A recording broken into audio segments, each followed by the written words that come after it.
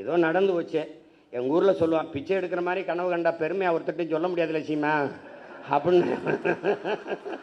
இவங்க போட்டாங்க. இப்போ இன்னும் கொஞ்ச நாள் கழிச்சு நாங்கள்லாம் டிவி கேக்கு போட்டோம், விசிலுக்கு போட்டோம்னு எவனும் சொல்ல மாட்டான். விசில முழுங்குனவன் எப்படி இருப்பான்? முழுங்கி.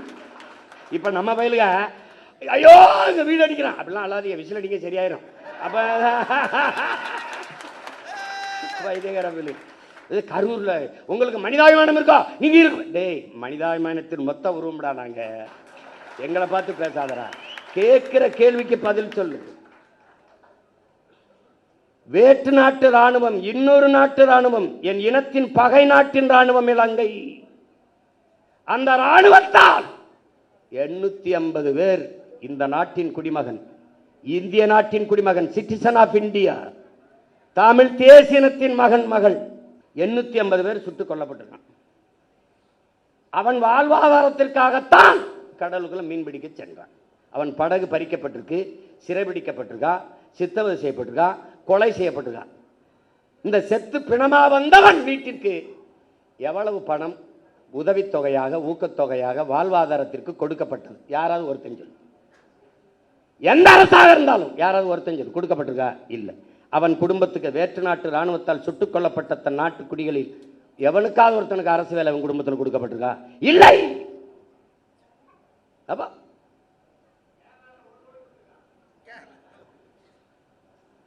இங்க பேசு, ஏதாவது கொடுக்கப்பட்டிருக்கா? இல்லை. பெரும் வெள்ளத்தில் இதே தலைநகரில் பல குடும்பங்கள் செத்து மிதந்திருக்கு, பல பேர் உயிரற்று உடல் மிதந்து போயிருக்கு. அந்த குடும்பங்கள்லாம் இவ்வளவு ஒரு பேரிழப்பை சந்திருக்காங்கன்னு அரசு பண்ணி கொடுக்கப்பட்டிருக்கா? இல்லை. எப்படிப்பட்ட ஆட்சி நகர்வு, எவ்வளவு கேவலமான ஆட்சி நகர். இந்த மண்ணை மக்களை பேரன்பு கொண்டு காதலிக்கிற எவனும் இந்த செயலை எதிர்ப்பான்டா. சீமான் அவன் தம்பி தங்கச்சிலடா, எவனும் நாட்டை நேசிக்கிற எவனும் எதிர்ப்பான், எவனும் எதிர்ப்பான். கள்ளச்சாராயம் குடிச்சு செத்தவனுக்கு எதுக்குடா 10 லட்சம் கொடுத்தீங்க? எது கொடுத்திய? காய்ச்சுவது குற்றம், குடிப்பது குற்றம். அதை அரசு 10 லட்சம் கொடுத்து ஊக்கப்படுத்துது என்றால் இது எப்படிப்பட்ட செயல்? திமுக ஆட்சியில் நடந்தது கள்ளக்குறிச்சியில். இன்றைய முதல்வர் அன்றைக்கு அங்கே சென்று பார்த்தார். இவரால் இடிபட்டு செத்தார்கள். அன்றைய முதல்வர் அன்று செத்தார், இன்றைய முதல்வர் திசைக்கே போல திரும்பிட்டார். எப்படி நகர்த்துற நீ? என் நாட்டை எதை நோக்கி நகர்த்தி கொண்டு போற நீ? எந்த மாதிரி ஆட்சி முறை நிர்வாகம் அது? எப்படி?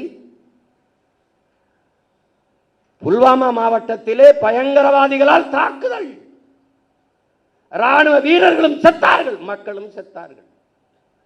செத்த ராணுவ வீரன் குடும்பத்துக்கு அரசு பண்ணி கொடுக்கப்பட்டிருக்கா? செய்தி வாட்சியா? செத்து போன மக்களில் அந்த குடும்பத்தில் அவனுக்கு அதை அரசு பண்ணி கொடுத்திருக்கா? பாத்தியா? பார்த்திருக்க? பகல்காமில் செத்தானே அவனுக்கு அதை அரசு பண்ணி இல்லை ஊக்கத்தொகை உதவித்தொகை கொடுக்கப்பட்டிருக்கா? நாட்டின் பாதுகாப்புக்கு சென்று ராணுவத்தில் சேர்ந்து பணியாற்றி செத்து உயிரற்ற உடலாக இந்த மண்ணுக்கு திரும்பி வந்தவன் வீட்டிற்கு எத்தனை லட்ச ரூபாய்களை இந்த அரசுகள் கொடுத்திருக்கு ஊக்கத்தொகை அல்லது வாழ்நாள் உதவித்தொகை? சொல்லு. அவன் குடும்பத்தில் ஒருவனுக்கு அரசு வேலை, ஏதாவது செய்தி சொல்லு, சொல்லு. அரசு விழா அல்லது சுதந்திர தின விழா அல்லது ஒரு பெரிய அரசு நிகழ்வு, ஒரு பட்டமளிப்பு விழாதிலே நெரிசல்ல சிக்கிட்டாங்க, அந்த குடும்பங்கள் இழந்துருச்சு தெரியாம. அப்படி ஒரு விபத்து இல்லையே இது. நீங்கள் அன்று ஒரு நடிகர், மாண்புமிகு ஜோசப் விஜய் அவர்களே, இன்றைய முதல்வர்களே, அன்று நீங்கள் ஒரு நடிகர். உங்களை பார்க்க வந்தார்கள், நடிகரை பார்க்க வந்த நெரிசல். நீங்க வரலைன்னா கூட்டம் இல்லை, கூட்டம் இல்லை, நெரிசல் இல்லை, நெரிசல் இல்லை என்றால் அங்கே மரணம் இல்லை. அது ஒரு விபத்து. விபத்திற்கு காரணம் நீங்கள். நீங்க உண்மையிலேயே நீங்க தாய் முகாமிக்கு போறது, அப்புறம் தேவாலயத்தில் முட்டிக்கால் போட்டு நடந்தது, இதெல்லாம் உண்மையிலேயேன்னா சத்தியம்னா மனச்சார்ந்த தொட்டு சொல்லுங்க. காரணம் நீங்களா? இல்லை. பழி போட்டார்கள், பழி போட்டார்கள். எத்தனை கருவி படம் எடுத்துக்கிட்டு இருந்தது? எத்தனை மேலே பறந்து கருவிகள், ட்ரோன், அந்த கருவி படம் எடுத்துக்கிட்டு இருந்தது. எல்லாரும் கீழே நின்னாங்க. மேலே நின்று பேசின ஆள் யாரு? நீங்க. டாப்பாங்கில் வீவிட மேலே இருந்து கழுகு பார்வையில் மக்களை பார்த்து கொண்டிருந்த ஆள் யாரு? நீங்க. அப்போ எவன் அங்கே ஒரு இடத்துல 10 பேர் புகுந்தா அந்த இடத்துல சலசலப்பு ஏற்படுமே, அப்போ நீங்கள் ஏன் நிறுத்தலை பேச்ச? அங்கே என்னன்னு பாருங்கன்னு ஏன் சொல்லலை? ஏன் சொல்லலை? பாதி பேசிட்டு உங்க காதுக்குள்ள வந்து இன்றைய பொதுப்பணித்துறை அமைச்சர் மாண்புமிகு ஆதவ அர்ஜுனா அவர்கள் உங்கள் காதுக்குள்ள வந்து சொன்னார். என்ன சொன்னார்? ஒரு தடவை எங்களுக்கு சொல்லுங்க. 3 முறை இந்திய புலனாய்வுத்துறை உங்களை வர சொல்லி விசாரிச்சிருக்கு. விசாரிச்சிச்சுல்ல? அதுக்கிட்ட கேட்க முடியாது என்ன கேள்வி கேட்டால் என்ன பதில் சொன்னாருன்னு. நீங்க சொல்லுங்க, என்ன கேள்வியை முன்வைத்தார்கள், நீங்கள் சொன்ன பதில் என்ன எங்களுக்கு சொல்லுங்க. எங்களுக்கு சொல்லுங்க. பழி போட்டார்கள், ஆமாம் போட்டார்கள். இப்ப அதிகாரம் யார்கிட்ட இருக்கு? உங்ககிட்ட. காவல்துறை யார்கிட்ட இருக்கு? உங்ககிட்ட.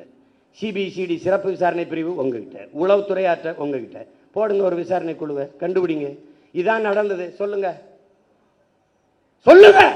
அதை விட்ட நீங்க 20 லட்சம் ரூபா கொடுத்தீங்க, இன்னும் கூட 20 லட்சம் கொடுங்க, வேணாம்னு சொன்னா எங்களை அப்புறம் பேசுங்க. நீங்க தான் உச்சத்தை விட்டு 200 கோடி விட்டு, அப்ப அவ்வளவு காசு வச்சிருக்க நீங்க இன்னொரு 20 கோடி 10 கோடி எடுத்து எல்லாருக்கும் ஆளுக்கு 1 கோடியை கொடுங்க. நாங்க கேட்கல, கொடுங்க கொடுங்க. கள்ளச்சந்தையில் டிக்கெட் வித்த காசுலாம் இருக்குல்ல, எடுத்து கொடுங்க. நாங்கள் வேணான்னு சொல்கிறோமா? வேலை கொடு. உங்களுடைய நிதித்துறை அமைச்சர் மாரிய வில்சன் அவர்கள் பனிமலர் கல்லூரி வச்சிருக்காரு, அதில் வேலை போட்டு கொடு. நாங்கள் வாழ்த்துறோம். துரை நீ வாழ்த்து பேசுகிறான். நாங்கள் ஒரு எல்லாம் நம்ம பிள்ளைகளை மகளை எல்லாரும் வாழ்த்து பேசுங்க. நான் ஒரு பொதுக்கூட்டம் போட்டு வாழ்த்துறேன், கொடுக்க சொல்லு. பொதுப்பணித்துறை அமைச்சர் வந்து ஒன்று வச்சிருக்காரு, அரைஸ்ன்ட்டு மைக்ரோ ஃபினான்ஸ், அதில் கொடு. வாய்ஸ் ஆஃப் காமனில் கொடு. நீங்கள் விஜய் வித்யாசரம்னு ஒரு பள்ளிக்கூடம் வச்சுருக்கீங்க, அதில் வீட்டுக்கு ஒரு வேலையை கொடு. நாங்கள் கேட்டால் சொல்லு. நாங்கள் உங்கள் ஃபோட்டோவுக்கு கும்பிட்டு கூட நாங்கள் நன்றி சொல்கிறோம். ஒன்று போடுங்க.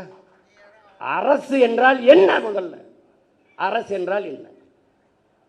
எதுக்காக அவர்களுக்கு அரசு வேலை கொடுக்குறீங்க? முதலமைச்சர் ஆகிட்டே கொடுக்குறீங்க. முதலமைச்சர் ஆகலை, ஒரு வேளை முதலமைச்சர் ஆகலை, என்ன பண்ணியிருப்பீங்க? அரசு வேலை கொடுத்துருப்பீங்களா? நீங்கள் சாட்சிகளை கலைக்கிறீர்கள். குற்றத்தில் நேரடியாக சம்பந்தப்பட்ட பாதிக்கப்பட்டவர்களை நீங்கள் விலை கொடுத்து வாங்குகிறீர்கள். நாளைக்கு என்ன விசாரணை நடக்கும்? நான் ஆட்சிக்கு வந்துட்டேன், விசாரிக்கும் போது இவனுக்கு பூரா நீ காசை கொடுத்து வேலை கொடுத்தீனா என்ன பண்ணுவேன்? அவர் மாதிரி உண்டா சாமி, அவர் அப்படி சாமி. ஒரு நேர்மையாளனா நீங்க நடந்துக்கணும். நேர்மையாளனா